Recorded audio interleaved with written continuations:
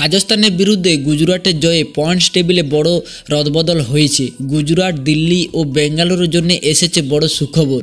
রাজস্থান, হায়দ্রাবাদ ও মুম্বাইয়ের সমস্যা বেড়েই চলেছে।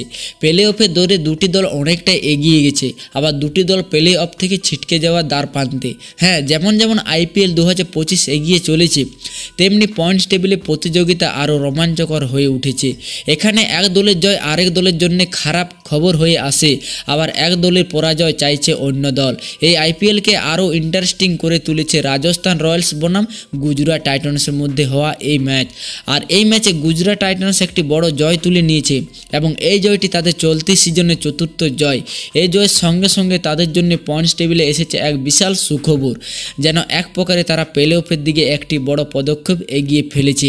অন্যদিকে রাজস্থানের জন্য এই হার এক বড় ধাক্কা।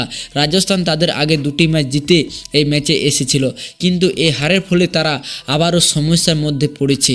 এই ম্যাচের পর Royal Challenger Bengaluru, Delhi Capitals ও পাঞ্জাব কিংসের জন্য এসেছে সুখবর। কিছু দলের সমস্যা বেড়েছে, আবার কিছু দুইটি দল প্রায় প্লে অফে পৌঁছে গেছে, আর কিছু দুইটি তিনটি দল প্রায় প্লে অফ থেকে ছিটকে পড়েছে।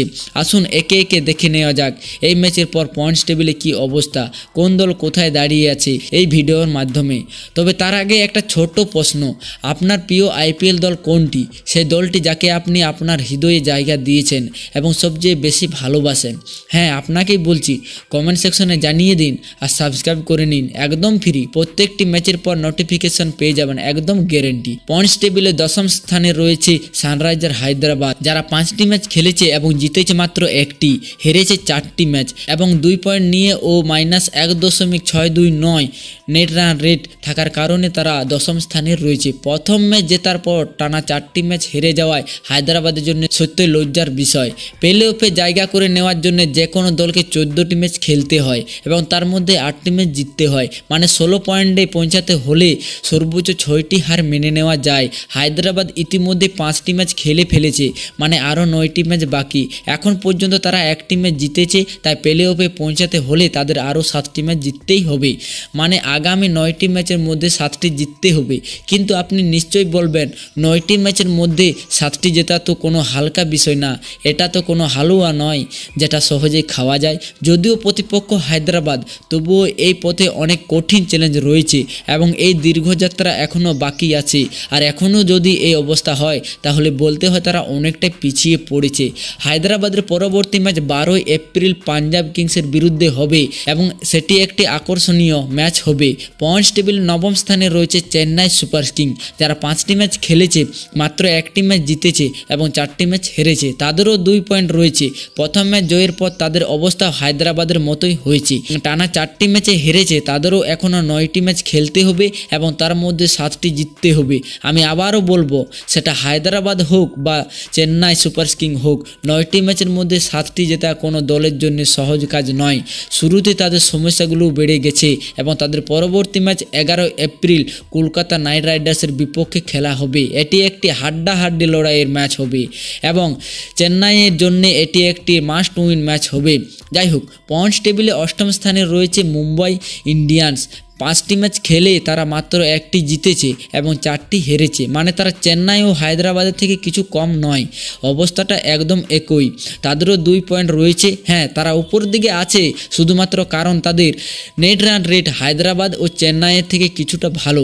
তারাও 4টি ম্যাচ হেরেছে, তাদেরও এখনও 9টি ম্যাচ বাকি এবং তাদেরও 7টি ম্যাচ জিততে হবে, তাই তাদেরও পথ মোটেও সহজ নয়। তাদের পরবর্তী ম্যাচ দিল্লি ক্যাপিটালসের বিরুদ্ধে খেলা হবে, যেটি 13 এপ্রিল অনুষ্ঠিত হবে। দিল্লি ক্যাপিটালস এখনও পর্যন্ত অপরাজিত, তাই তাদের হারানো মুম্বাইয়ের জন্য কঠিন চ্যালেঞ্জ হবে এবং সেই ম্যাচে হারলে মুম্বাইয়ের সমস্যা আরও বাড়বে।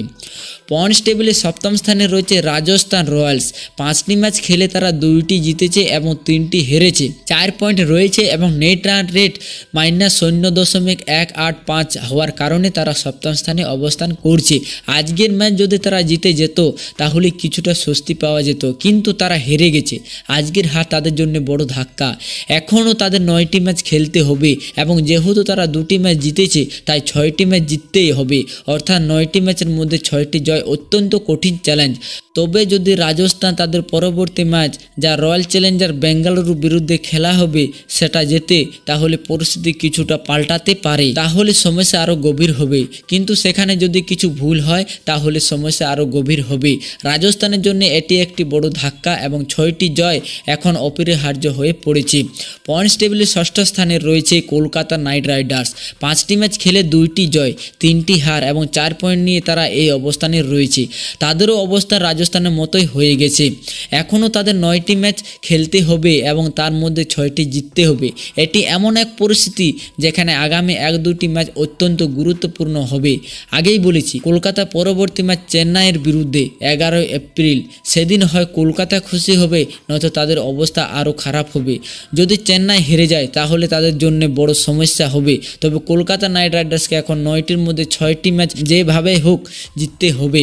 পয়েন্টস টেবিলে 5ম স্থানে রয়েছে লখনৌ সুপার জায়ান্টস। এই দলটি দারুণ কাজ করেছে। শেষ 2টি ম্যাচ তারা জিতেছে। মোট 5টি ম্যাচের মধ্যে 3টি জয় এসেছে তাদের ঝুলিতে। তাদের পয়েন্ট সংখ্যা 6 এবং তারা পয়েন্টস টেবিলে 5ম স্থানে রয়েছে। এখনও তাদের 9টি ম্যাচ খেলতে হবে এবং তার মধ্যে 5টি জিততে হবে। 9টি ম্যাচের মধ্যে 5টি জয় একটি সহজ সমীকরণ বলে মনে হচ্ছে এবং এই মুহূর্তে লখনৌ সুপার জায়ান্টসের জন্য কিছুটা সহজ পথ বলা যায়। তবে তাদের পরবর্তী ম্যাচ গুজরাট টাইটান্সের বিরুদ্ধে, যারা এই মুহূর্তে পয়েন্টস টেবিলে শীর্ষে রয়েছে। সেই ম্যাচটি 12 এপ্রিল খেলা হবে লখনৌ সুপার জায়ান্টসের জন্য। লখনৌ সুপার জায়ান্টসের জন্য এটি একটি মাস্ট উইন ম্যাচ হবে। তবে এখনও পর্যন্ত তাদের জন্য পথ কিছুটা সহজ বলে মনে হচ্ছে। এদিকে পয়েন্টস টেবিলে 4র্থ স্থানে রয়েছে পাঞ্জাব কিংস। তারা 4টি ম্যাচ খেলেছে, তার মধ্যে 3টি জিতেছে এবং 1টি মাত্র হেরেছে। তাদের পয়েন্ট 6 এবং তারা 4র্থ স্থানে অবস্থান করছে। পাঞ্জাব কিংসে এখনও 10টি ম্যাচ খেলতে হবে এবং তাদের মধ্যে 5টি জিততে হবে। 10টি ম্যাচের মধ্যে 5টি জয় পাঞ্জাবের জন্য তুলনামূলকভাবে সহজ পথ। তবে তাদের পরবর্তী ম্যাচ 12 এপ্রিল হায়দ্রাবাদের বিরুদ্ধে। হায়দ্রাবাদ যেটা অনেকটাই পিছিয়ে পড়ছে, সেই দলের বিপক্ষে ম্যাচ বড়সড় ব্লকবাস্টার হতে চলেছে।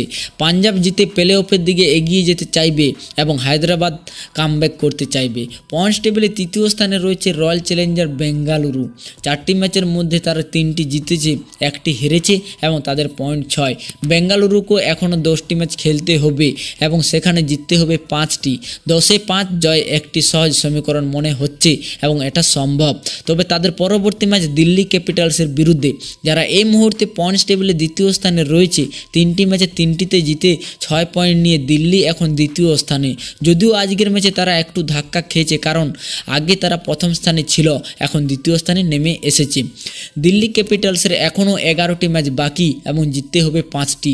বেঙ্গালুরু তুলনায় দিল্লির সমীকরণ কিছুটা সহজ, তবে এই দুই দলের পরবর্তী মুখোমুখি ম্যাচ অনেক কিছু নির্ধারণ করবে। এটি আইপিএল এর পরবর্তী বড় ম্যাচ এবং এখান থেকে হয়তো বেঙ্গালুরুর জন্য বড় সুখবর আসবে অথবা দিল্লি ক্যাপিটালসের জন্য। দেখা যাক ম্যাচটি কেমন হয়। এই মুহূর্তে পয়েন্টস টেবিলে শীর্ষে রয়েছে গুজরাট টাইটান্স। 5টি ম্যাচের মধ্যে 4টি জিতেছে এবং প্রথম ম্যাচে হারের পর টানা 4টি ম্যাচ জিতেছে। গুজরাট দারুণ পারফরমেন্স করেছে এবং 8 পয়েন্ট নিয়ে টেবিলে শীর্ষে রয়েছে। প্লে অফে কোয়ালিফাই করতে যেখানে 16 পয়েন্ট প্রয়োজন, সেখানে গুজরাট অর্ধেক পয়েন্ট ইতিমধ্যে সংগ্রহ করে ফেলেছে। এখনও তাদের 9টি ম্যাচ খেলতে হবে এবং সেখান থেকে জিততে হবে 4টি মাত্র। 9টির মধ্যে 4টি জয় গুজরাটের জন্য অনেকটাই সহজ সমীকরণ, অনেকটাই সহজ গুজরাট টাইটান্সের জন্য। বলা যায় তাদের এক পা ইতিমধ্যে প্লে অফে পড়ে গেছে।